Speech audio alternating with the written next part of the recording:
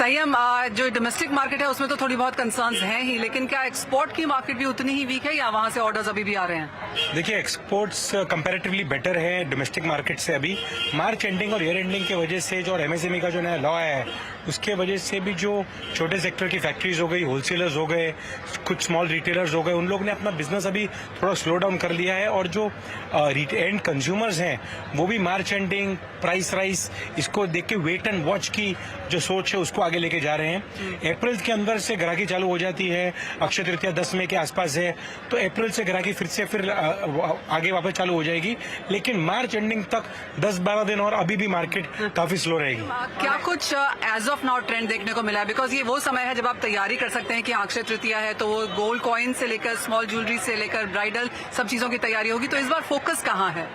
देखिए, जो मार्च का महीना है वो हमेशा प्रिपरेशन का महीना होता है मैन्युफैक्चरर्स, होलसेलर्स और एंड रिटेलर्स के लिए।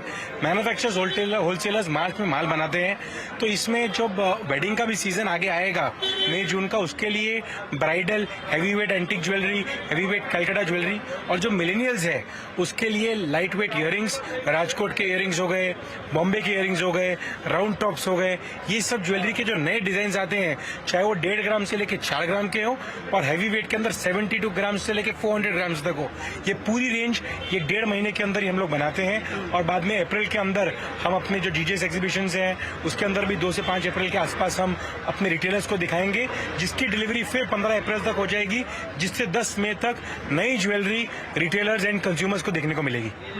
तो आप क्योंकि एसोसिएशंस में भी यहाँ पर हैं, तो पहले तो आप ही बताइए कि क्या है प्लान एज ऑफ नाउ, जब इंडस्ट्री स्लो डाउन में है? जैसे आपने कहा कि इस समय में तैयारी यहाँ पर शुरू हो जाती है, लेकिन एज एन एसोसिएशन काफी सारी और भी कंसर्न्स हैं। गोल्ड के प्राइसेस भी ऑन द हायर साइड हैं, ड्यूटी भी ऑन द हायर साइड है, किस तरह की बातचीत फिलहाल हो रही है? देखिए, अभी मेन चीज है कि गोल्ड ज्वेलरी की मूवमेंट, अभी जब आचार संहिता लग गई है इंडिया के अंदर, तो हमने गवर्नमेंट के अंदर इलेक्शन कमीशन को रिप्रेजेंट किया है कि ज्वेलरी की जो पेपर के साथ और बुक्स के अंदर जो भी माल घूम रहा है लॉजिस्टिक्स के थ्रू, उसको रोका ना जाए, उसकी हमने प्रेजेंटेशन दी है। हमें इलेक्शन कमीशन से भी लेटर आ गई है, सीबीडीटी से भी लेटर आ गई है कि मूवमेंट में प्रॉब्लम्स नहीं आएगी।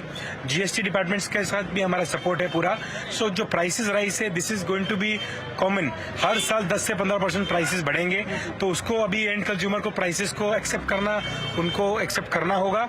लेकिन बाकी जो तकलीफें हैं, जो कंज्यूमर भी अपने 50,000 के ऊपर कैश नहीं लेके घूम सकता है, 2 लाख की पैन कार्ड लिमिट है, तो उतना तक तो अलाउड होना चाहिए। तो उसका जो पेपर वर्क है, आने वाले दिनों के अंदर हम वो एंड रिटेल कंज्यूमर्स को भी बताएंगे, ताकि ये 2 महीने के अंदर जब पीक सीजन होगा उसके टाइम पर भी वो लोग बाइंग कर सकें। सही, हम आप तैयार हैं इस 10,000 की बड़ी रेंज में ट्रेड करने के लिए? देखिए, मुझे लगता है कि गोल्ड 62,000 की बेस अभी बना चुका है, और $50 से $70 की मंदी आ सकती है गोल्ड के अंदर जब प्राइसेस इतनी स्पीड से बढ़ते हैं। और प्राइसेस बढ़ने के बाद जब भी देखा कि इतने लेवल तक स्पीड से बढ़े हैं तो 4-5 दिन में नीचे आ जाता है भाव। लेकिन अभी ऐसा हुआ है कि प्राइसेस 2160 के आसपास रेंज में घूम रहे हैं, तो मुझे लगता है कि ये अभी 30, 40 या $50 तक की मंदी आएगी। लेकिन जब गोल्ड के रेट्स ये न्यू नॉर्मल 62,000 हो गए हैं, तो इसको देखते देखते गोल्ड 70 to 72,000 के आसपास आपको दिवाली में दिखा सकता है। और जो भी बाइंग करने की सोच बना रहे हैं हमारे एंड कंज्यूमर्स, उनको ये पता लगना चाहिए कि सोना हाथ से छूटना नहीं चाहिए। अगर 500 रुपये, 1000 रुपया नीचे सोना आ भी जाता है तो उसको इमीडिएटली बाय करें, आगे की अपनी ऐसा भी सिस्टमैटिक इन्वेस्टमेंट प्लान के हिसाब से प्लानिंग भी करें और धीरे धीरे गोल्ड को बाय करता जाए। हर साल 8 to 10% की तेजी गोल्ड में आती है। कोई साल अगर रह जाए तो एक साथ 3 साल बाद आ जाती है। सो कोई मिस नहीं होगा आपसे, लेकिन बाइंग के अंदर ही रहने के अंदर जीत है।